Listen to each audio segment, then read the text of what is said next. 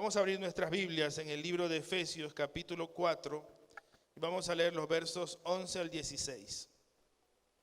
Efesios capítulo 4, versos 11 al 16.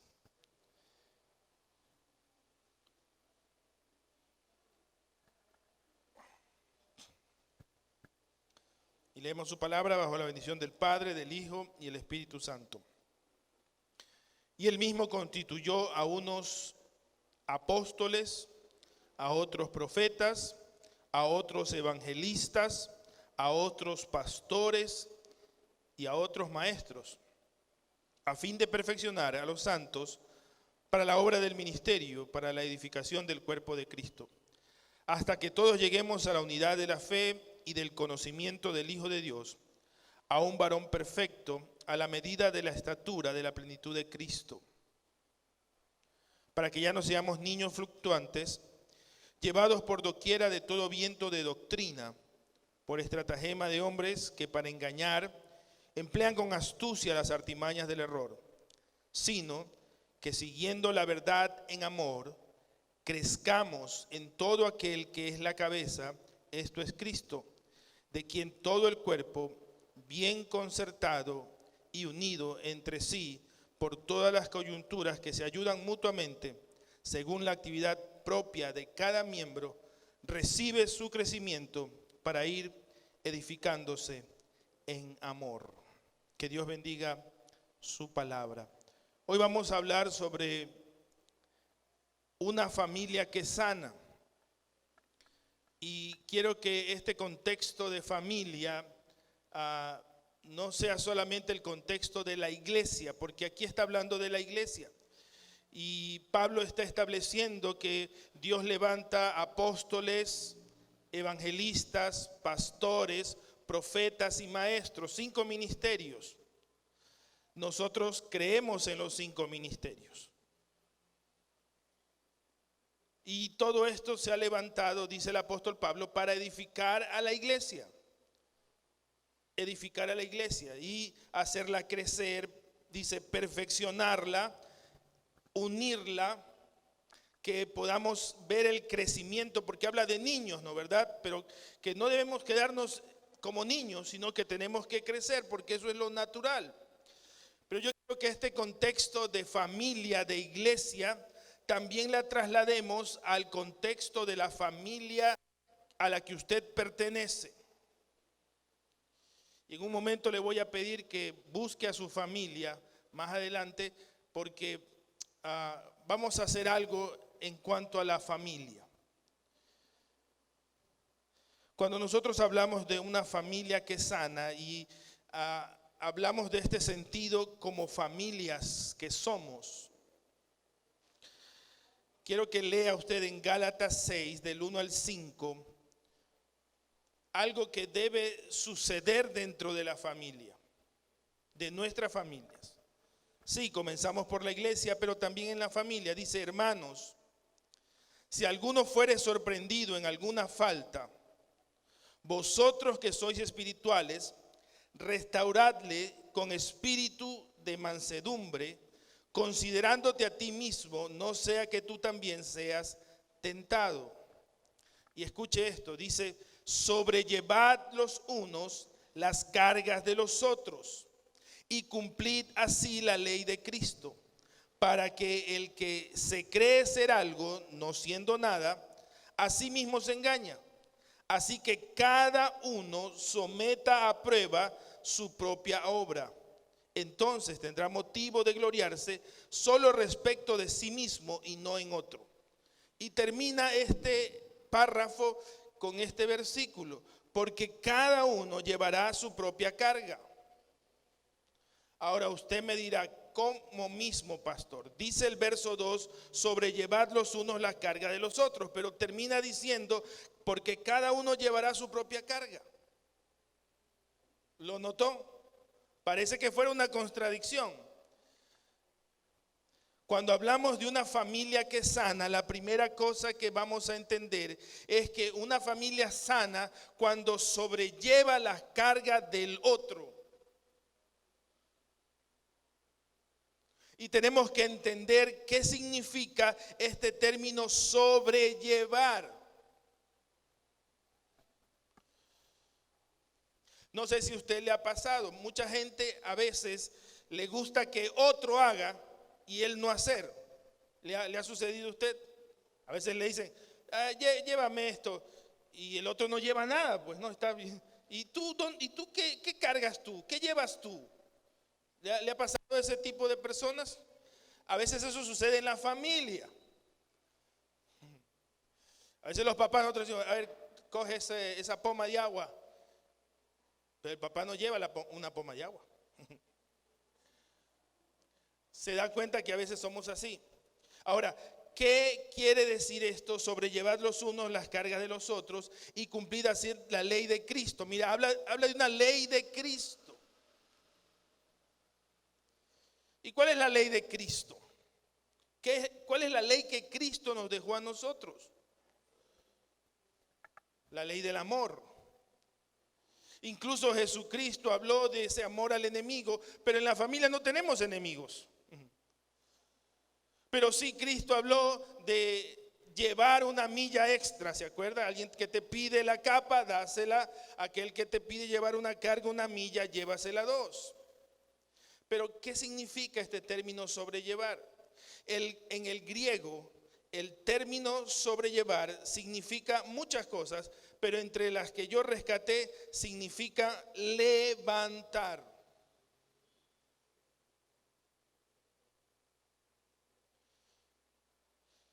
En tu familia hay alguien que se ha caído. Si se da cuenta que el contexto de este sobrellevar es, hermanos, si alguno fuere sorprendido en algún pecado, en alguna tentación, ustedes que son espirituales, ¿qué dice? Restauradles. Entonces, cuando habla de sobrellevar, habla de levantar al que está caído. Y hay que mirar en nuestras familias quién está caído. Puede ser tu papá, puede ser la mamá, puede ser los hijos, los abuelos, los tíos, no sé. Busca en tu familia a alguien que esté caído. Dile al que está a tu lado, busca en tu familia a alguien que esté caído. Alguien que haya cometido de pronto una falta, alguien que esté pasando por una tentación y haya caído en la tentación. Entonces la primera cosa es levantar. Sobrellevar no significa solapar la carga. Sí, a veces nosotros decimos, uy, hay que entenderle. No, hay que levantarlo. Hay que alzarlo. El término significa literalmente cargar en peso, sobrellevar, pero no el pecado, no la falta, no la tentación, la responsabilidad.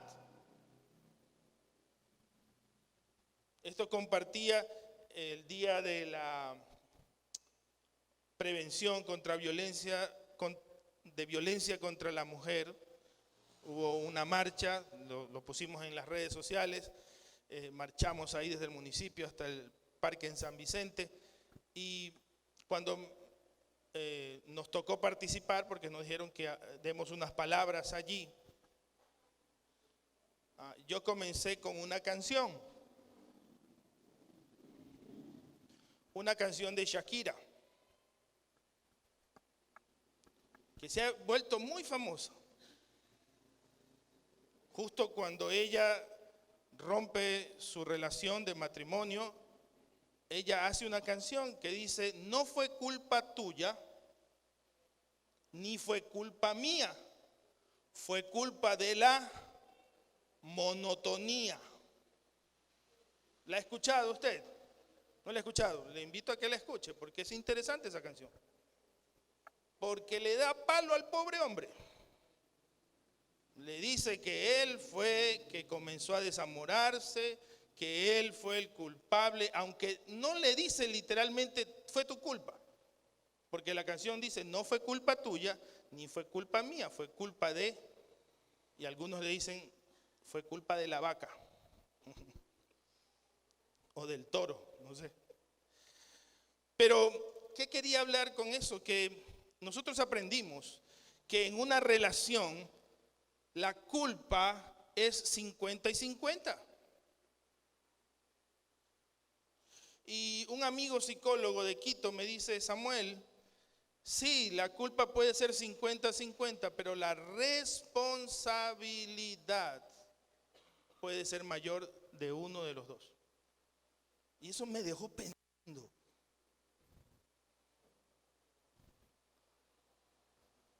Cuando la Biblia dice sobrellevar la carga los unos de los otros, no dice que nos pongamos ahí a ver quién tuvo más la culpa o de quién fue más la responsabilidad. La Biblia nos enseña es a levantar y alzar a aquel que está caído. Llevar, dice también, significa ayudar. Y las dos que me gustaron más, sustentar y soportar.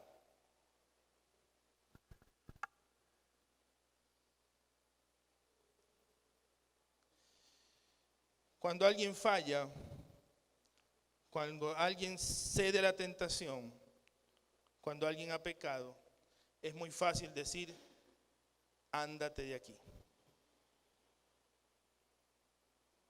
Fallaste, me fallaste, ya no puedo confiar en ti, ándate.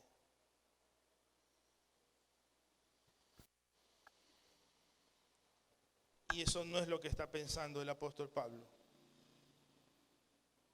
Porque si hemos fallado alguna vez, la Biblia dice que el más espiritual tiene que sobrellevar mi carga, sustentarme, soportarme. Ahora, en ese soportar no está diciendo que vamos a solapar lo que está mal. No, porque hay que decir lo que está mal. Pero ese sobrellevar es levantarlo. ¿Qué va a hacer usted con su familia? Alguien que haya caído en su familia, usted tiene que ayudarlo a levantarse. Amén. La segunda cosa que yo entiendo de una familia que es sana es el principio de crecimiento. Colosenses 2:19. Y no haciéndose de la cabeza, en virtud de quien todo el cuerpo, nutriéndose y uniéndose por las coyunturas y ligamentos, crece con el conocimiento que da Dios. ¿Cuál es ese principio de crecimiento? Yo no sé si esto se aplica al cuerpo humano, pero aquí la Biblia está diciendo que quien da el crecimiento es la cabeza.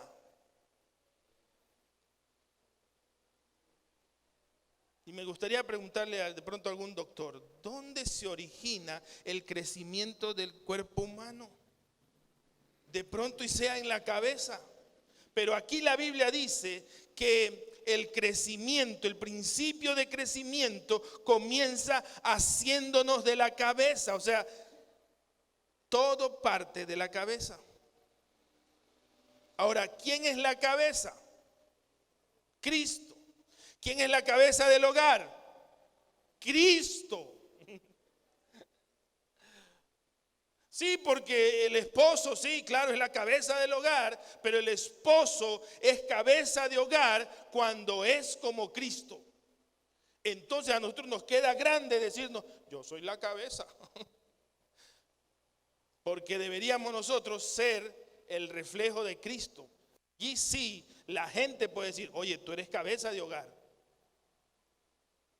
Por eso es que muchas mujeres no quieren obedecer en este tiempo. Porque dicen, uy, esas palabras, ¿cómo va a ser el hombre cabeza de la mujer? Es machismo, es patriarcado. ¿Ha escuchado esa palabra? Nos están vulnerando los derechos. La mujer no está debajo de la cabeza. Pero es que no entendemos el término. Que para que un hombre sea llamado cabeza de hogar, tiene que ser como Cristo.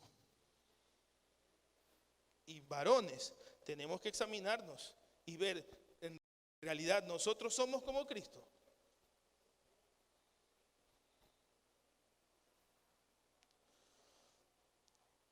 En Efesios capítulo 2, 19 dice, así que ya no sois extranjeros ni advenedizos, sino conciudadanos de los santos y miembros de la familia de Dios, edificados sobre el fundamento de los apóstoles y profetas, siendo la principal piedra del ángulo Jesucristo mismo, en quien todo el edificio bien coordinado va creciendo para ser un templo santo en el Señor, en quien vosotros también sois juntamente edificados para morada de Dios en el Espíritu. ¿Quién es la cabeza una vez más? Jesucristo. ¿Quién es el principal fundamento? Jesucristo. Y ese fundamento, esa cabeza es la que provee el crecimiento a todo el cuerpo por medio de las coyunturas.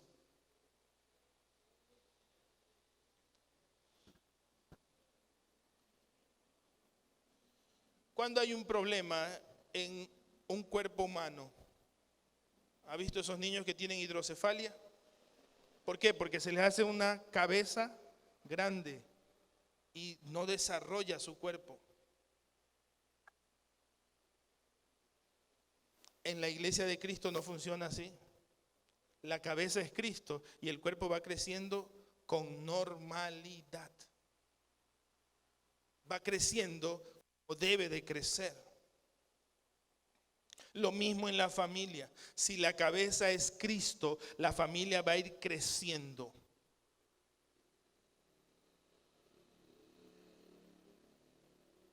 La familia no se queda enana. La familia no se queda chiquita. La familia crece. Y no estoy hablando de crecimiento numérico.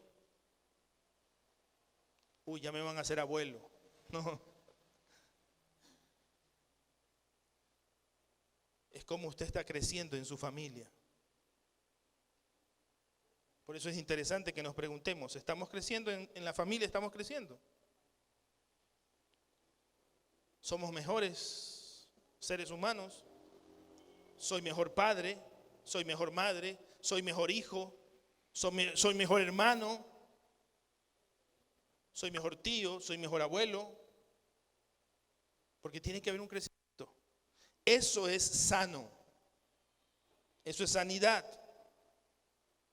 Juan 17, 20 al 23 dice que esta sanidad trae unidad. Mas no ruego solamente por estos, sino también por los que han de creer en mí por la palabra de ellos, para que todos sean uno, como tú, oh Padre, en mí y yo en ti. Que también ellos sean uno en nosotros, para que el mundo crea que tú me enviaste. La gloria que me diste yo les he dado, para que sean uno, así como también nosotros somos uno. Yo en ellos y tú en mí, para que sean perfectos en unidad. Para que el mundo conozca que tú me enviaste y que los has amado a ellos como también a mí me has amado.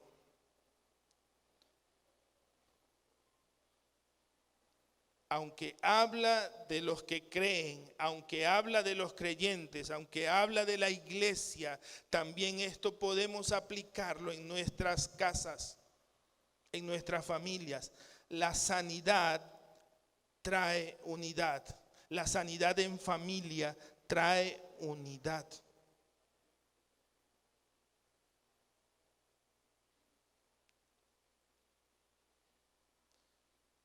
Es feo cuando alguien dice, uy, en esa casa no son unidos.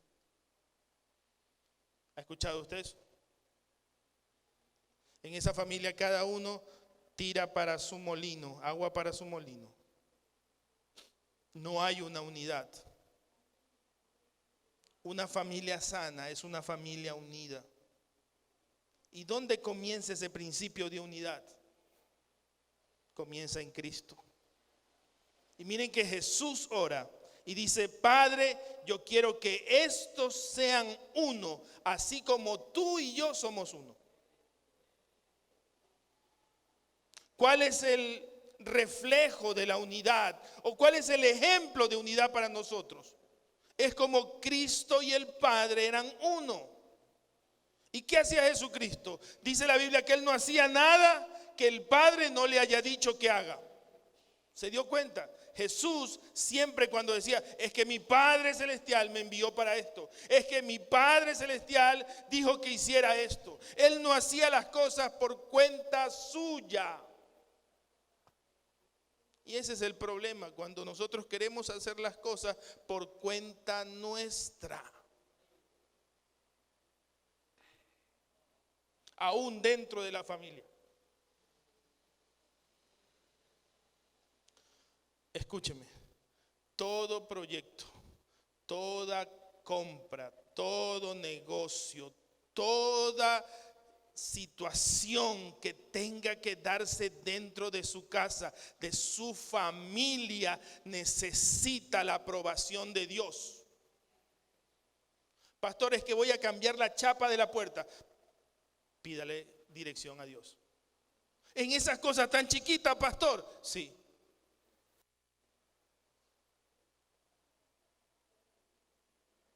Porque somos muy acostumbrados a hacer lo que nuestra inteligencia nos dice, a hacer lo que nuestra voluntad nos dice y nunca consultamos a Dios. Y la Biblia nos enseña, sea que salgas, sea que vayas y vendas, comercies, viajes a otro lugar, siempre tienes que decir, si el Señor lo permite, iremos y haremos. Viajaremos, subiremos, bajaremos, lo que sea. Estudiaremos, trabajaremos, tendremos más familia, arreglaremos la casa, qué sé yo. Porque ese es el principio de unidad. Y eso es una familia sana. Juntos alabemos